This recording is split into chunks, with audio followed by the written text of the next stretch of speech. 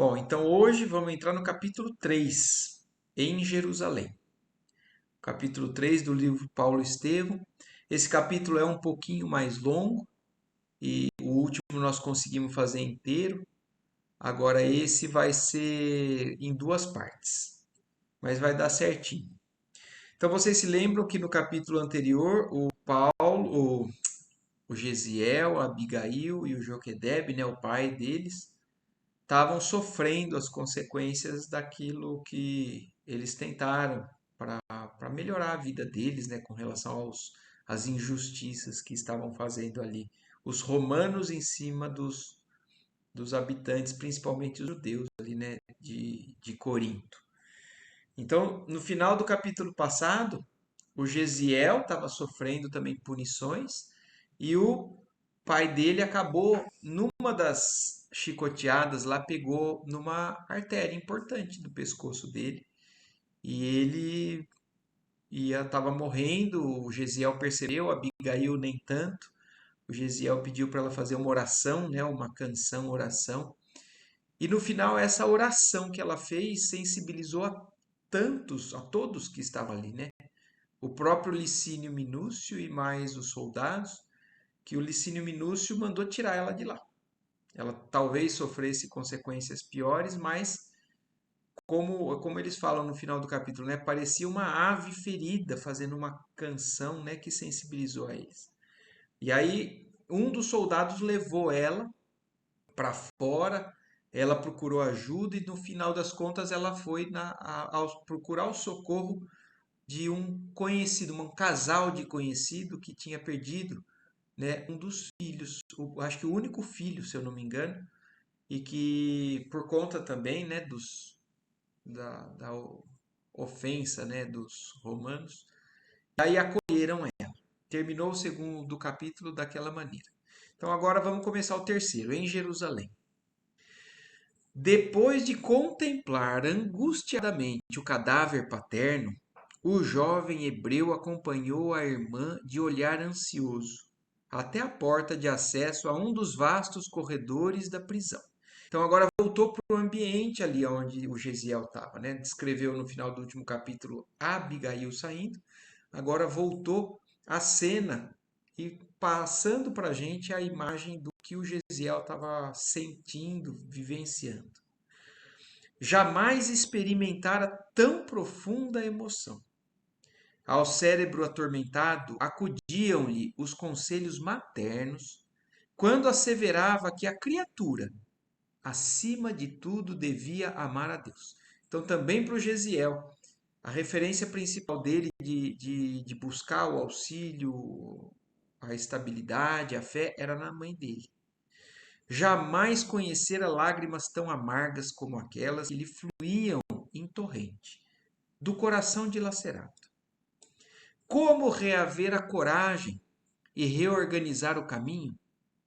Desejou, num relance, romper as algemas, aproximar-se do pai inanimado, afagar-lhe os cabelos brancos e, simultaneamente, abrir todas as portas, correr no encalço de Abigail, tomá-la nos braços para nunca mais se apartarem nas estradas da vida. Então, aquele sentimento, né, que ele foi tomado. Vontade dele era essa, se libertar, acudir o pai, ou acariciar o pai e correr atrás da Abigail para poder proteger ela. Mas ele não tinha condições disso, ele estava preso, né?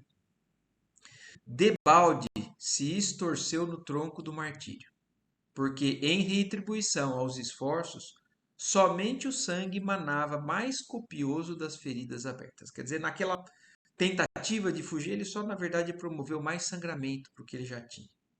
Singultos dolorosos abalavam-lhe o peito. Quer dizer, o singulto é o soluço, né? A cuja altura a túnica se fizera em rubros frangalhos. Abismado em si mesmo, finalmente foi recolhido a uma cela úmida, onde por 30 dias mergulhou o pensamento em profundas cogitações. Então, imagina, ele foi tirado dali por 30 dias, ele ainda ficou isolado numa cela úmida. Ao fim de um mês, as feridas estavam cicatrizadas e um dos prepostos de Licínio julgou chegado o momento de o encaminhar a uma das galeras do tráfego comercial, onde se encontrava o questor, interessado em assuntos lucrativos. Quer dizer, vocês se lembram, ele tinha sido condenado às galeras, né? Que eles mesmos diziam, quem era condenado a isso não tinha mais nenhuma chance de liberdade. Ele morreria escravo nos navios romanos, né? Fazendo o serviço dos remos e dos trabalhos ali nos navios. O moço hebreu perdera o viço róseo das faces e o tom ingênuo da fisionomia alegre e carinhosa e alegre. A rude experiência dera-lhe uma expressão dolorosa e sombria. Então, aquele Gesiel, de certa forma, mudou um pouco o semblante dele. Ele agora estava já marcado por essas experiências tristes que ele vivenciou, né? Vagava-lhe no semblante indefinível tristeza, e na fronte apontavam rugas precoces, nunciativas de velhice prematura. Nos olhos, porém, a mesma serenidade doce, oriunda da íntima confiança em Deus.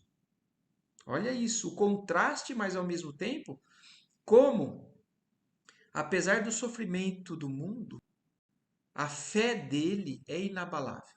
Então, apesar de um pouco de tristeza, ele tinha confiança. Então, a mesma serenidade doce, oriunda da íntima confiança em Deus. Então, para aqueles que realmente são como Gesiel, não tem nada que faça com que ele renuncie ao amor de Deus ou à confiança que ele tem num Criador que vigia, que cuida dos seus filhos, né? Então, esse trecho aqui é algo que me marca muito desse traço do Gesiel, né? Como outros descendentes da sua raça, sofreram sacrifício pungente, todavia guardara a fé, como a auréola divina dos que sabem verdadeiramente agir e esperar. O autor dos Provérbios recomendara como imprescindível a serenidade da alma em todas as flutuações da vida humana.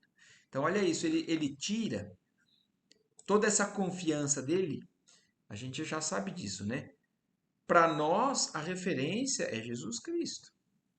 Ele nem tinha essa referência ainda e já tinha uma fé, assim, inquebrável como a dele.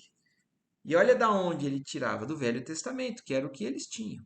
Então, o autor dos Provérbios, aquele que escreveu o livro dos Provérbios, que está no Velho Testamento, tem um trecho nos Provérbios que diz: recomenda, imprescindível, a serenidade da alma em todas as flutuações da vida humana, porque dela procedem as fontes mais puras da existência. E Gesiel guardara o coração. Então, ele tinha essa fé plena por conta dessa confiança nas Escrituras.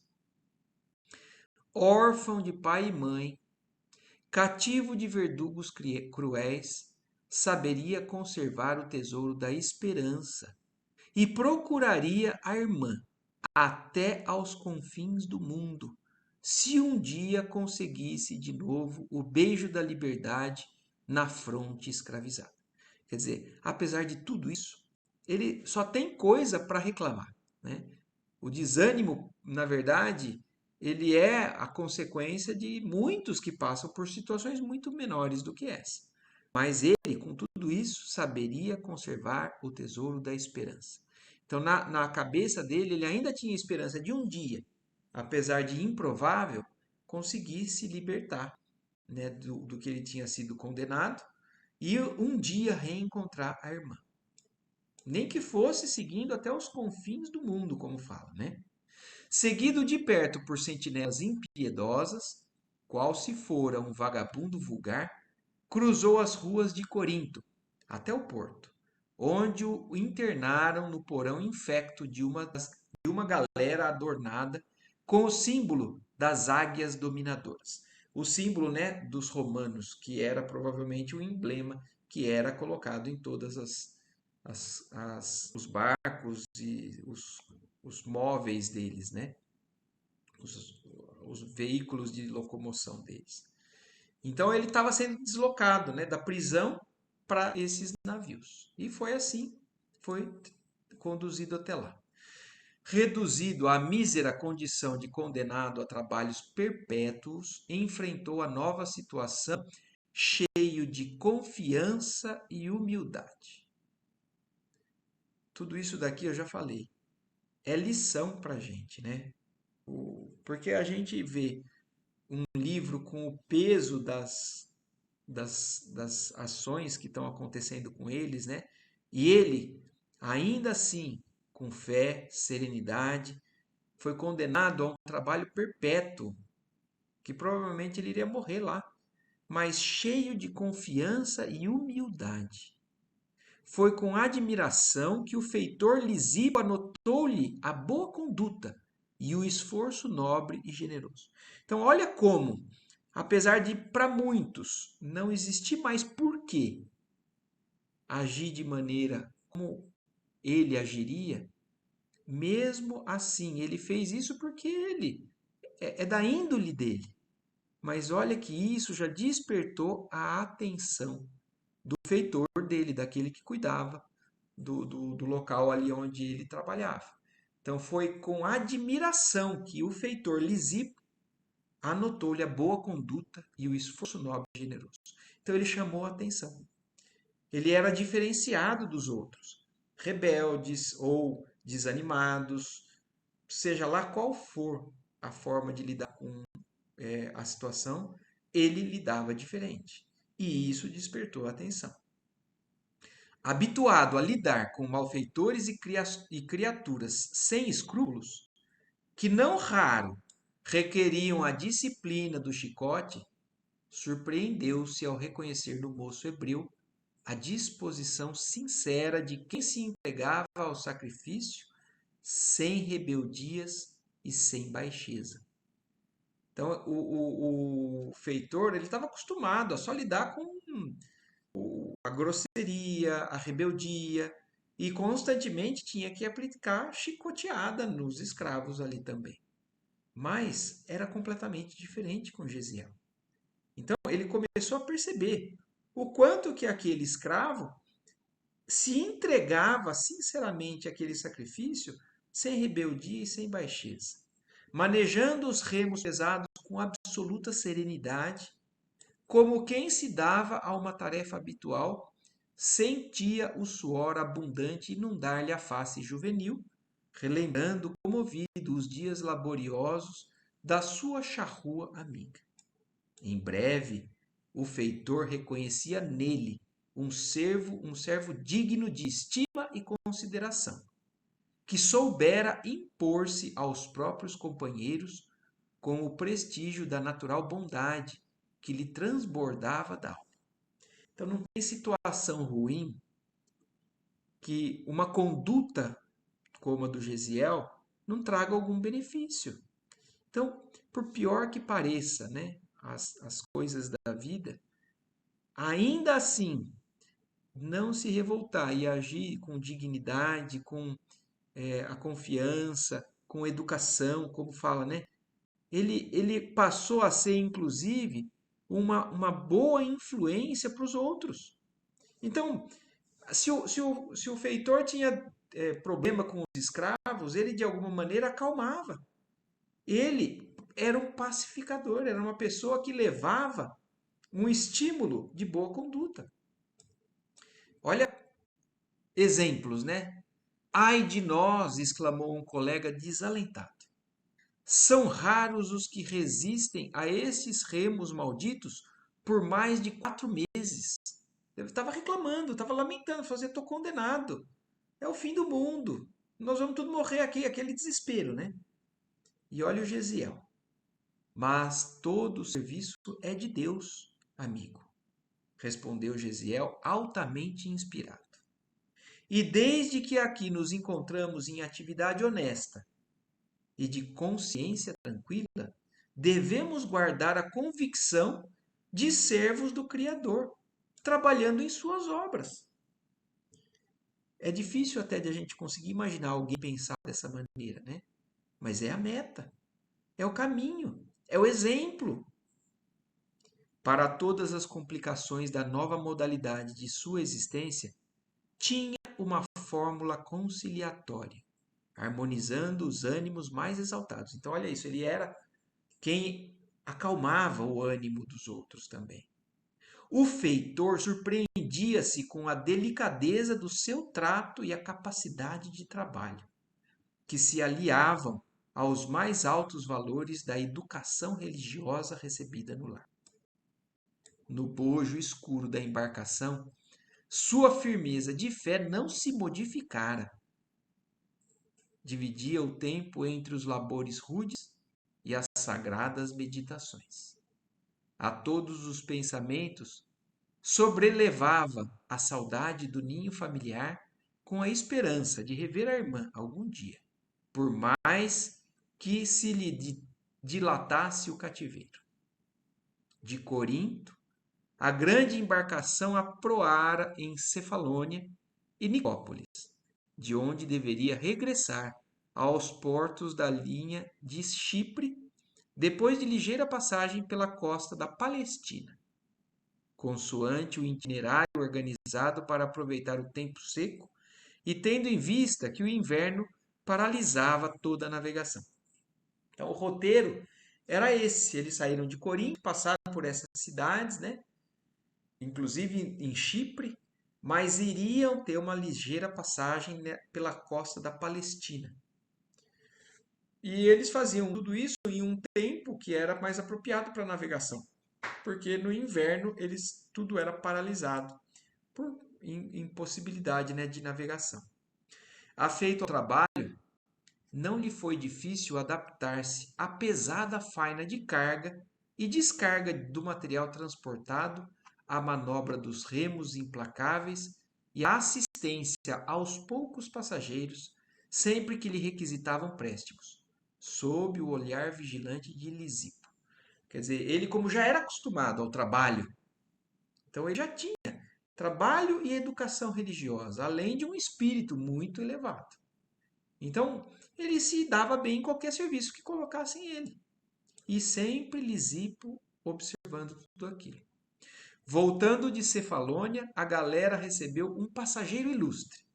Então, nessas idas e vindas de portos, né, de outras cidades, numa dessas, uma figura importante entrou no navio. Era o jovem romano Sérgio Paulo, que se dirigia para a cidade de Cício, em comissão de natureza política, com destino ao porto de Neopafos, onde alguns amigos o esperavam. O moço patrício se constituiu desde logo, entre todos, alvo de grandes atenções. Quer dizer, era alguém realmente importante dentre os romanos. Ele era romano.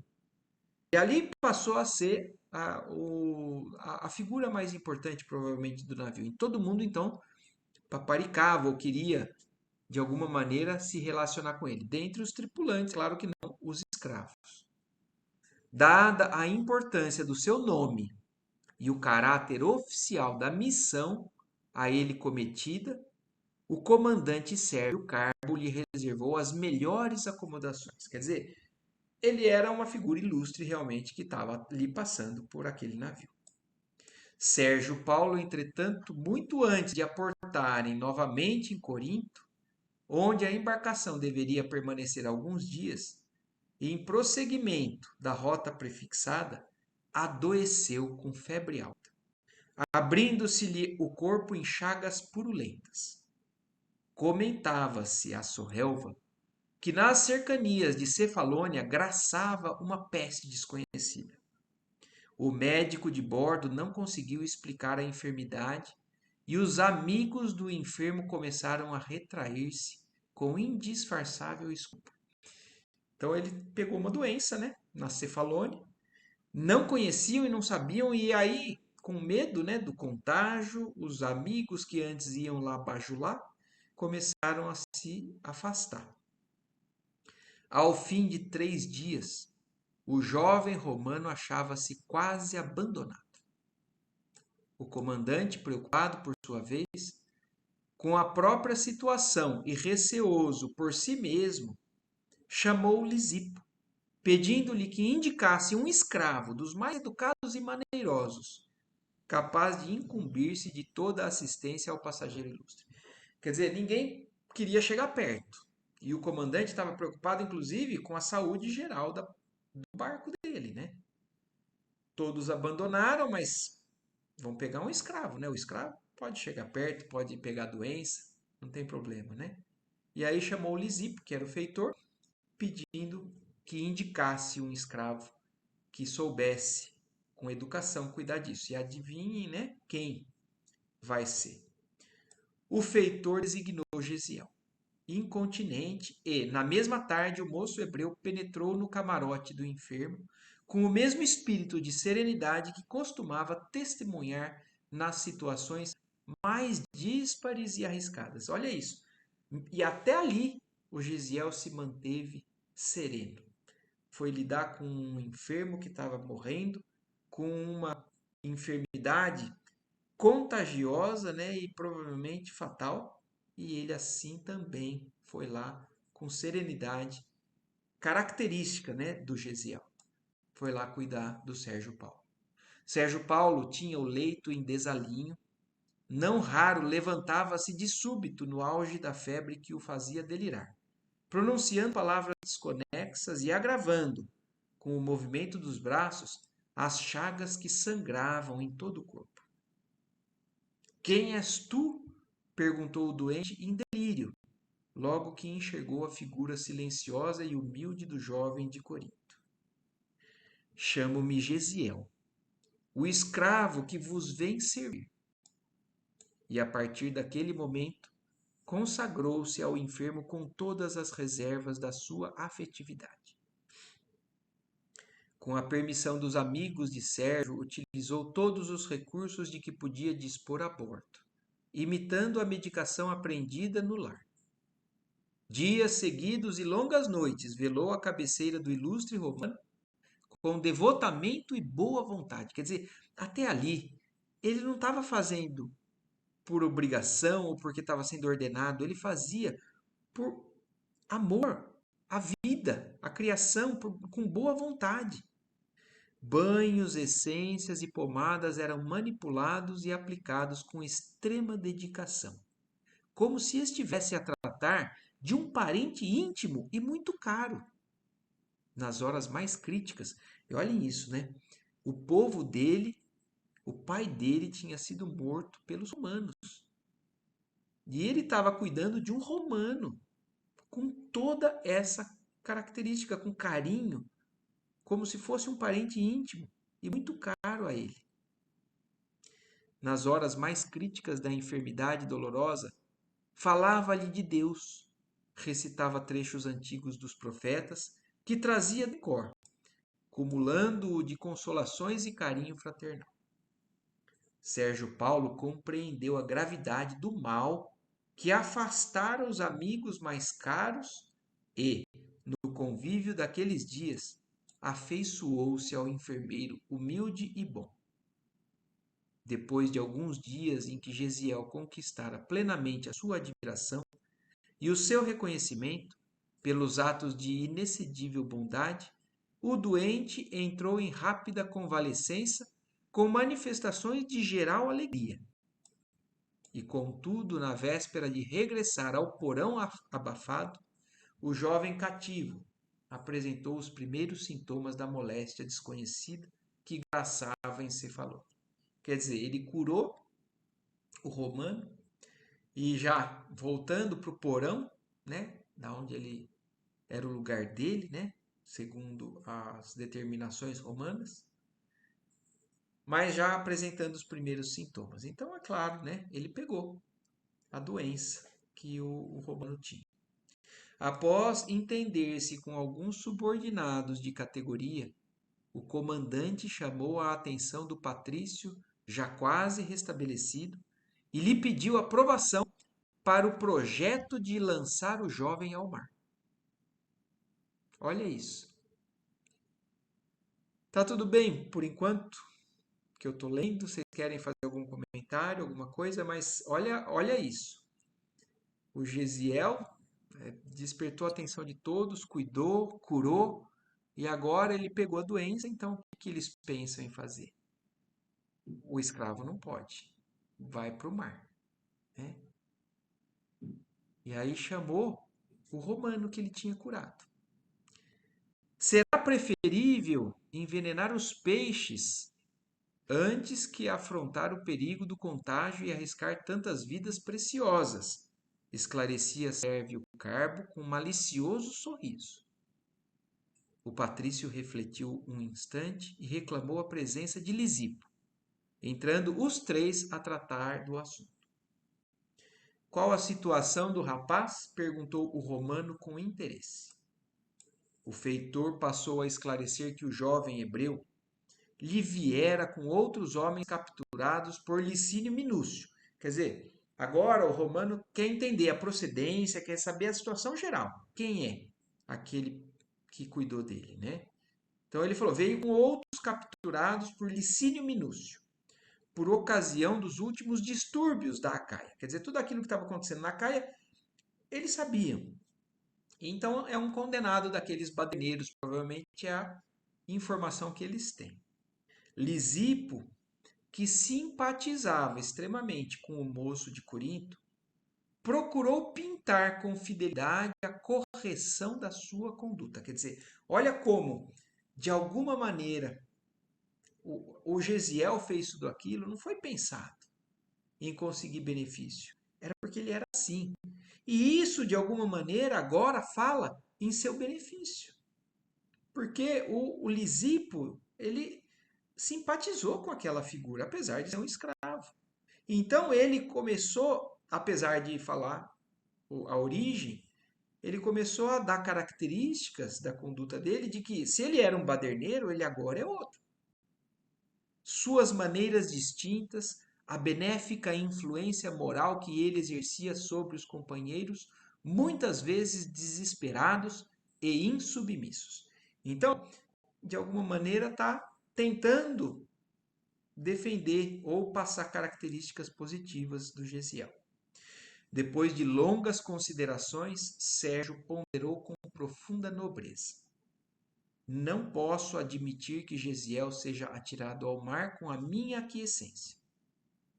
Devo a esse escravo uma dedicação que equivale à minha própria vida. Conheço Licínio e, se necessário, poderei esclarecê-lo mais tarde sobre esta minha atitude. Quer dizer, não é fácil contradizer também uma determinação de outra figura importante. Mas, agora ele tomando conhecimento e conhecendo o Licínio também, ele fala assim: eu me explico, eu me entendo com ele.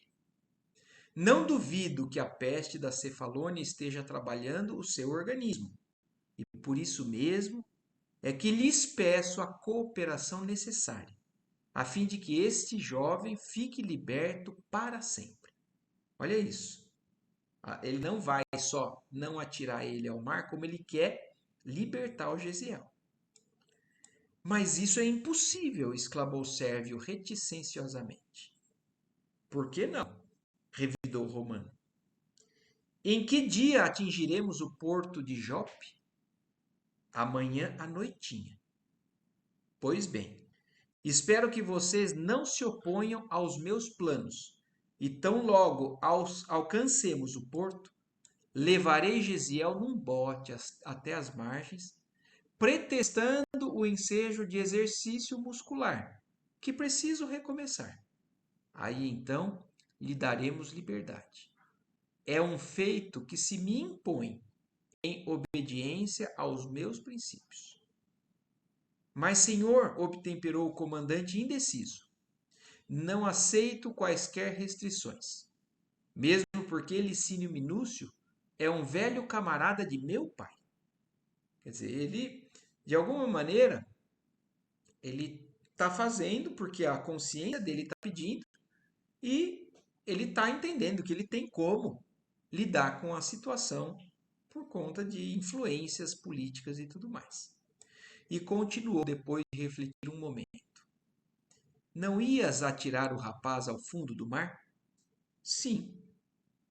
Pois faze constar nos teus apontamentos que o escravo Gesiel, atacado de mal desconhecido, contraído em Cefalônia, foi sepultado no mar, antes que a peste contagiasse os tripulantes e passageiros. Quer dizer, olha o que ele está sugerindo.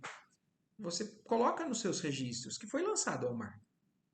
Eu vou simplesmente, num horário da madrugada, fazer exercício, ninguém precisa saber que eu estou transportando ele, e eu liberto, eu assumo isso. Mas nos registros não precisa constar que foi libertado. Para que o rapaz não se comprometa, instruí-lo-ei a respeito, dando-lhe umas tantas ordens terminantes. Além disso, noto-o bastante enfraquecido para resistir com êxito às crises culminantes da moléstia ainda em começo. Quem poderá garantir que ele resistirá? Quem sabe morrerá ao abandono no segundo minuto da liberdade. Quer dizer, ele está falando, pode ser que ele morra. E eu vou instruir ele para que ele não comprometa a situação. Eu vou estar dando liberdade e ele não teria, ele iria morrer no mar. Que ele faça de maneira a não comprometer o que eles estavam fazendo ali. O comandante e o feitor trocaram um olhar inteligente, de implícito acordo mútuo. Depois de longa pausa, Sérvio concordou, dando-se por vencido. Está bem, seja. O moço Patrício estendeu a mão aos dois e murmurou: por este obséquio ao meu dever de consciência, poderão sempre dispor em mim de um amigo. Quer dizer, olha isso, né? Olha como a palavra, né, naquela época entre eles também tinha alguma valia, né? Ele estava obedecendo a um dever da própria consciência com aquele que salvou a vida dele. E aí falando para eles, agora, porque vocês realmente colaboraram com esse meu dever de consciência, vocês podem contar comigo como amigo, sempre que precisar. Daí a instante, Sérgio acercou-se do jovem semi-adormecido junto do seu camarote e, já tomado da febre em começo de explosão, dirigindo-lhe a palavra com delicadeza e bondade: Gesiel, desejarias voltar à liberdade? Ó Senhor! Exclamou o jovem, reanimando o organismo com um raio de esperança. Quero compensar a dedicação que me dispensaste nos longos dias da minha enfermidade. Sou vosso escravo, Senhor, nada me deveis. Ambos falavam o grego e, refletindo subitamente na situação de futuro, o patrício interrogou: sabes o idioma comum da Palestina? Sou filho de israelitas, que me ensinaram a língua materna nos mais verdes anos. E então não te será difícil recomeçar a vida nesta província. Então eles iriam libertar o Gesiel na Palestina, ali aonde era uma das passagens do navio. E meditando as palavras, como se temesse alguma surpresa contrária aos seus projetos, acentuou: Gesiel, não ignoras que te encontras enfermo, talvez tão gravemente quanto eu, há alguns dias. O comandante, atento à possibilidade de um contágio geral, dada a presença de numerosos homens a bordo, pretendia lançar-te ao mar. Contudo, amanhã de tarde chegaremos a Jope e hei de valer-me dessa circunstância para devolver-te a vida livre. Não desconheces, todavia, que assim procedendo estou a infringir certas determinações importantes que regem os interesses de meus compatriotas, e é justo pedir-te sigilo do meu feito. Então, o que ele está pedindo, ele está passando a situação real para o Gesiel: você ia morrer. Eu estou te libertando, mas eu posso arrumar problema. Você não vai me prejudicar com isso que eu estou fazendo. Sim, senhor, respondeu o rapaz extremamente abatido. tentando com dificuldade coordenar as ideias. Sei que dentro de pouco a enfermidade assumirá graves proporções, prosseguiu o benfeitor. Dar-te-ei a liberdade, mas só o teu Deus poderá conceder-te a vida. Entretanto, caso te restabeleças, deverás ser um novo homem, com um nome diferente. Não desejo ser inculpado de traidor dos meus próprios amigos e devo contar com a tua cooperação. Então agora vocês já começam a entender o Gesiel, que é uma figura importante desse livro, o livro que tem nome de Paulo e Estevão, né? Agora está sendo pedido um nome diferente, para que ele não denuncie a liberdade que foi dada a alguém que tinha sido condenado. Então Gesiel vai ser Estevão daqui para frente. E aí então, sendo orientado, obedecer-vos-ei em tudo, Senhor. Sérgio lançou-lhe um olhar generoso e terminou. Tomarei todas as providências. Dar-te-ei algum dinheiro para atenderdes às primeiras necessidades. E vestirás uma de minhas velhas túnicas. Mas, tão logo seja possível, vai-te de Jope para o interior da província. O porto está sempre cheio de marinheiros romanos, curiosos e maleficentes.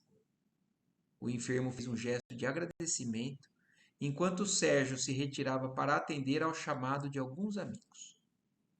No dia imediato, a hora esperada, o casario palestinense estava à vista. Quer dizer, eles já chegaram lá no porto de Jope. E quando luziam os primeiros astros da noite, pequeno batel aproximava-se de local silencioso das margens, tripulado por 2 homens, cujos vultos se perdiam na sombra. Então, à noite, então Sérgio levando o Gesiel com uma embarcaçãozinha nas margens ali de Jope. Derradeiras palavras de bom conselho e despedida, e o moço hebreu osculou comovidamente a destra do benfeitor, que voltou à galera apressado de consciência tranquila. Então Gesiel foi libertado. Mal não dera os primeiros passos, Gesiel sentou-se, premido pelas dores gerais que lhe tomavam todo o corpo e pelo abatimento natural consequente à febre que o consumia. Ideias confusas dançavam-lhe no cérebro. Queria pensar na ventura da libertação. Desejava fixar a imagem da irmã, que haveria de procurar no primeiro ensejo. Mas estranho torpor infirmava-lhe as faculdades, acarretando-lhe sonolência invencível. Então ele não estava conseguindo, né? Apesar da felicidade, olhou indiferente as estrelas que povoavam a noite refrescada pelas brisas marinhas. Reparou que havia movimento nas casas próximas, mas deixou-se ficar inerte no matagal a que se recolhera, junto da praia. Pesadelos estranhos dominaram-lhe o repouso físico, enquanto o vento lhe acariciava a fronte febril. De madrugada, acordou ao contato de mãos desconhecidas, que lhe revistavam atrevidamente os bolsos da túnica. Então ele acabou adormecendo ali no meio do mato, né? E acordou com alguém mexendo, né? Procurando coisa na roupa dele.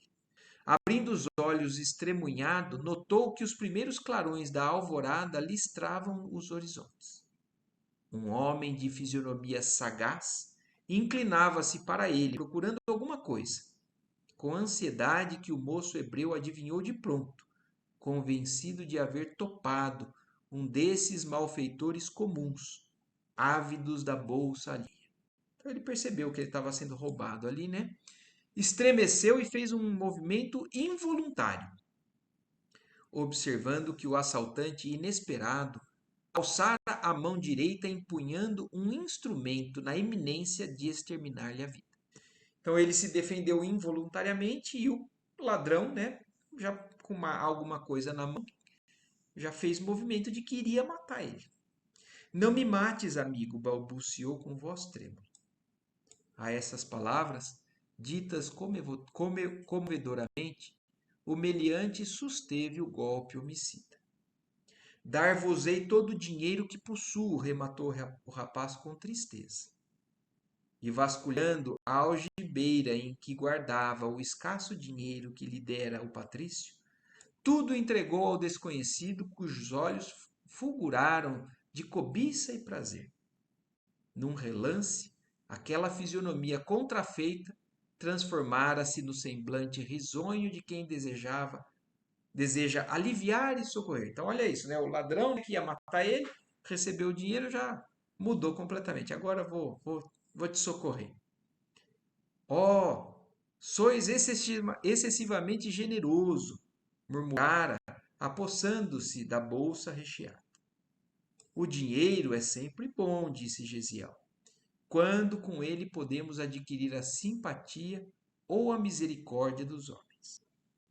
O interlocutor fingiu não perceber o alcance filosófico daquelas palavras e asseverou: Vossa bondade, entretanto, dispensa o concurso de quaisquer elementos estranhos para a conquista de bons amigos. Eu, por exemplo, dirigia-me agora para o meu trabalho no porto, mas experimentei tanta simpatia pela vossa situação que aqui estou para quanto vos preste. Vosso nome? Irineu de Crotona, para vos servir, respondeu o interpelado, visivelmente satisfeito com o dinheiro que lhe refertava o bolso. Meu amigo, exclamou o rapaz extremamente enfraquecido, estou enfermo e não conheço esta cidade, de modo a tomar qualquer resolução. Podeis indicar-me algum albergue ou alguém que me possa prestar a caridade de um asilo? Irineu esboçou uma face de fingida piedade e respondeu: Pesa-me nada ter para colocar à disposição de vossas necessidades. E também não sei onde possa existir um abrigo adequado para receber-vos, como se faz preciso. A verdade é que, para a prática do mal, todos estão prontos, mas para fazer o bem. Então, olha isso, olha a desculpa que o cara está dando, né? E aí, falando isso, né? Os outros não vão fazer o bem, porque fazer o mal todo mundo quer fazer. E ele se inclui nisso. Depois de concentrando-se por momentos, acrescentou: Ah, agora me lembro. Conheço umas pessoas que vos podem auxiliar. São os homens do caminho.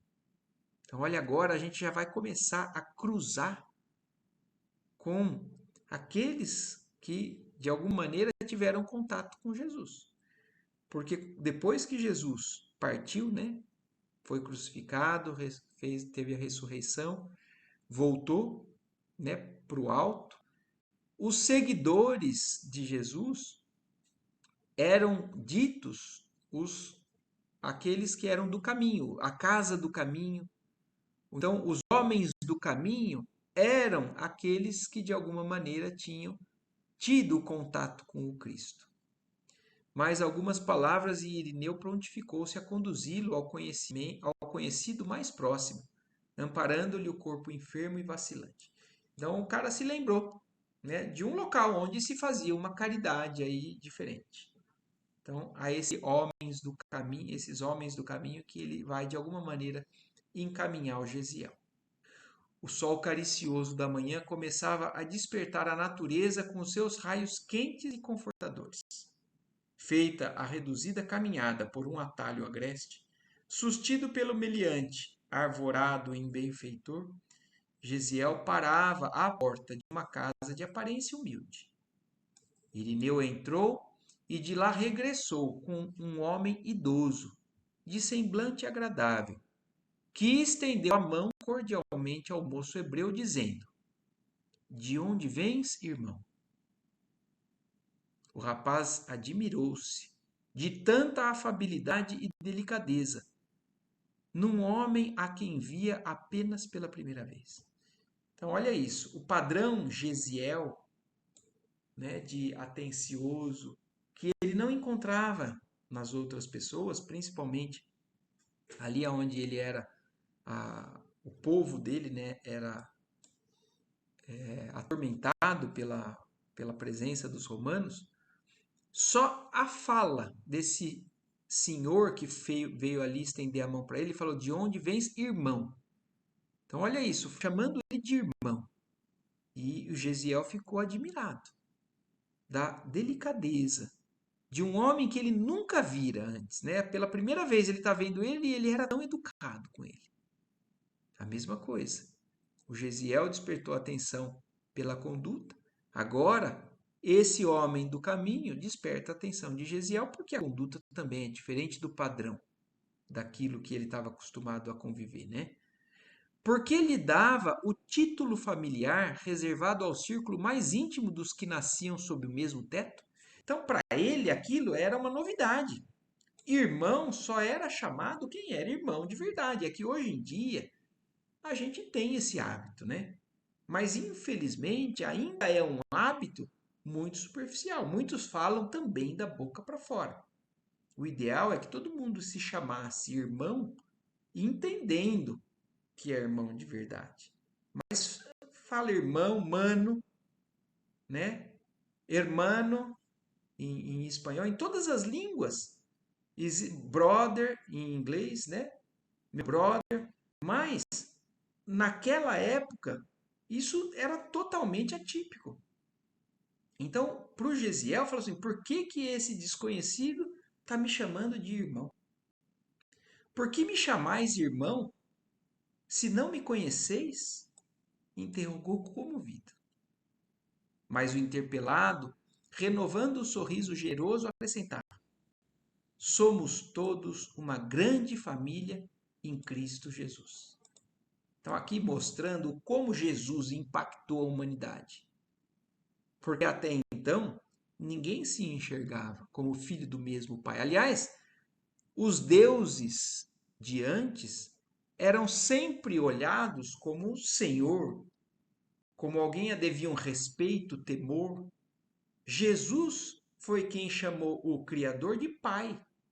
E chamando de Pai, colocou toda a criação na condição de irmão. E aqui, então, ele mostrando já como que isso começa a mudar a humanidade. Somos todos uma grande família em Cristo Jesus. Gesiel não compreendeu. Quem seria aquele Jesus? Um novo Deus para os que desconheciam a lei? Gesiel nunca tinha ouvido falar de Jesus. Reconhecendo que a enfermidade não lhe dava ensanchas a cogitações religiosas ou filosóficas, respondeu simplesmente. Quer dizer, ele estava estranhando, mas ele não estava em condições também de ficar pensando tanto ou conversando tanto. E aí então ele responde: Deus vos recompense pela generosidade da acolhida. Venho de Cefalônia, tendo adoecido gravemente em viagem, e assim é que, nesse estado, recorro à vossa caridade. Efraim, disse Irineu, dirigindo-se ao dono da casa. Então, aquele que estendeu a mão para o Gesiel se chamava Efraim. Nosso amigo tem febre, e seu estado geral requer cuidados. Você, que é um dos bons homens do caminho, há de acolhê-lo com o coração dedicado aos que sofrem. Efraim aproximou-se mais do jovem enfermo e observou: não é o primeiro doente de Cefalônia que o Cristo envia à nossa porta. Ainda anteontem, outro aqui surgiu com o corpo crivado de feridas de mau caráter. Aliás, conhecendo a gravidade do caso, pretendo logo à tarde levá-lo para Jerusalém. Então, olha isso, agora Gesiel está indo para Jerusalém, levado por esse Efraim, que é um dos seguidores, né, do início, do princípio do cristianismo.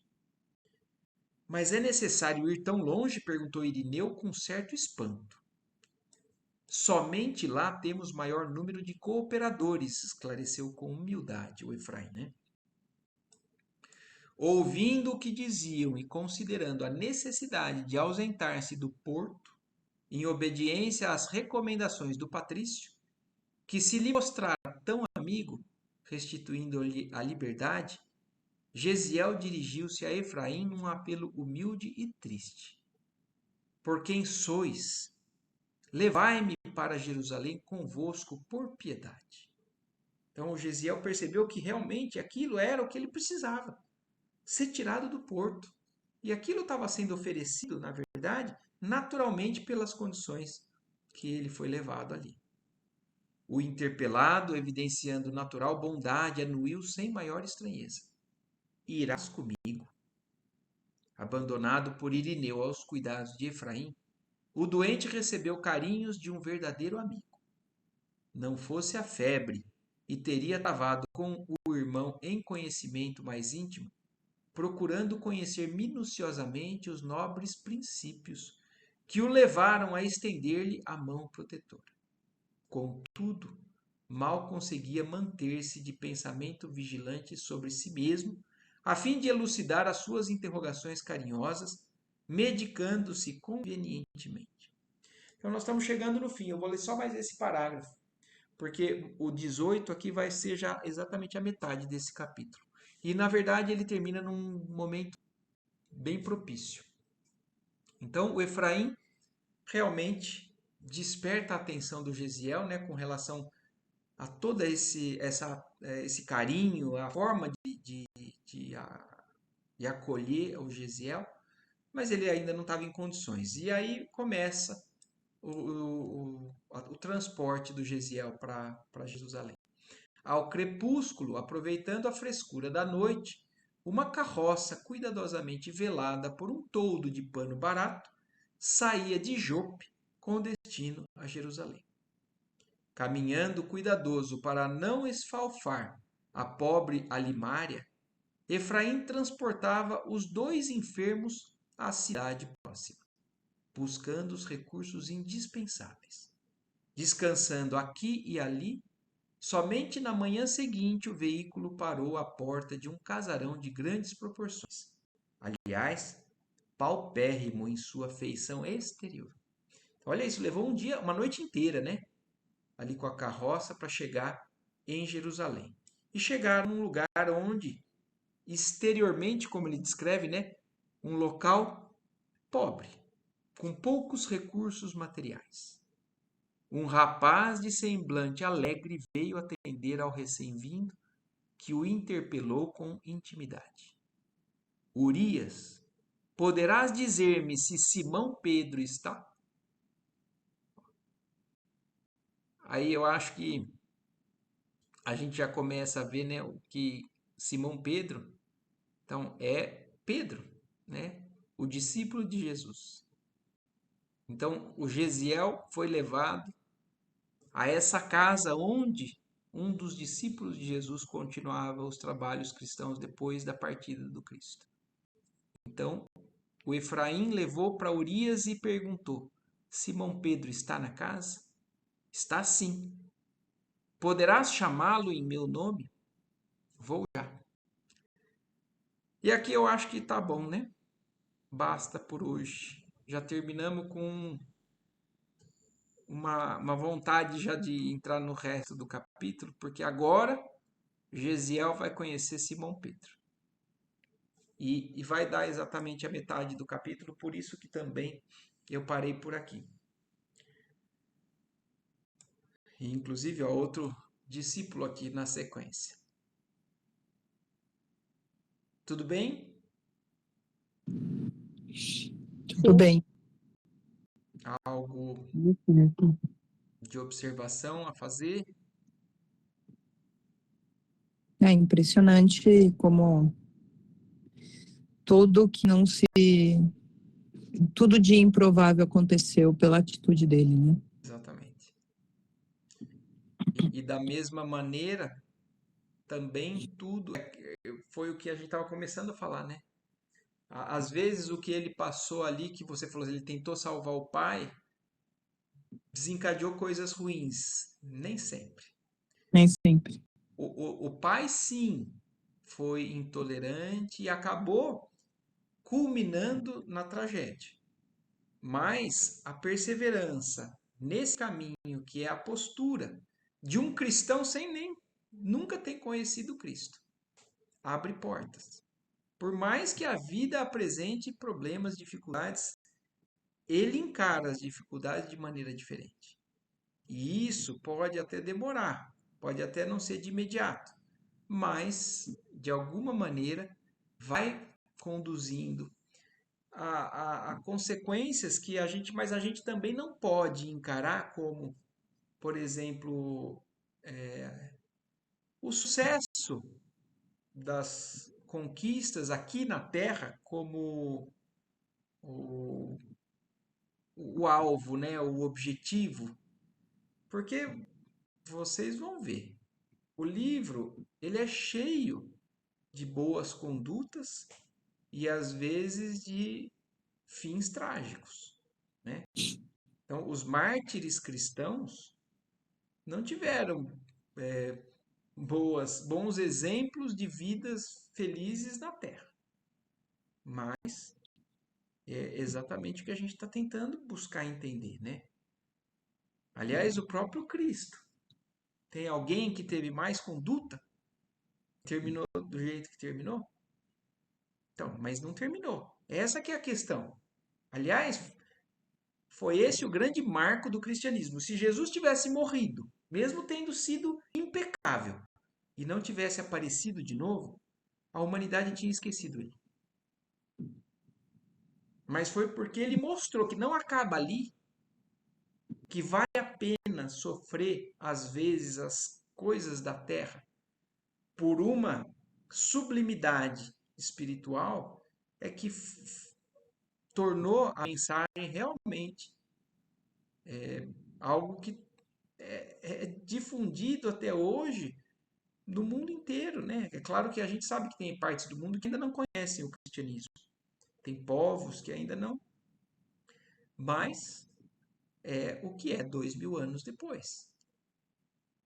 Então, e aí então encerramos a É primeira. legal de ver também como a atitude, nesse capítulo assim específico, né?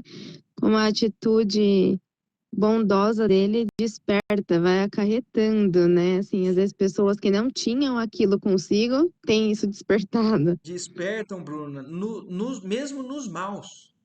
É, Até a postura da Abigail na hora da canção ali, na morte do pai, ela despertou também, uhum, sensibilizou os corações mais duros que estavam ali. é. Então, de alguma Eu ia maneira, falar isso. o que? Não, eu ia falar o que a Bruna falou, que eu falo, e você vê, faz tanto tempo isso, e a humanidade ainda não aprendeu, né? A Sim, gente ainda está em Uhum. evolução, nós ainda estamos aprendendo, a gente faz alguma coisa para alguém, e não, ninguém consegue ainda ter essa reação deles, né? De paz, de amor, de perdão, de. Nossa. mas isso o que mostra é que o triunfo do bem é inegável. Pode até não estar no tempo que a gente imagina, mas tudo que tiver alinhado vai perpetuar, vai triunfar sobre essas coisas que são passageiras do mal dessas criaturas, né? E que são criaturas que também só estão por algum tempo também desviadas do caminho. Aliás, o livro vai mostrar exatamente isso. Vocês vão já já conhecer Saulo, porque Saulo era Paulo antes de se converter também. E aí, Saulo era uma pessoa que ainda também não tinha esse entendimento.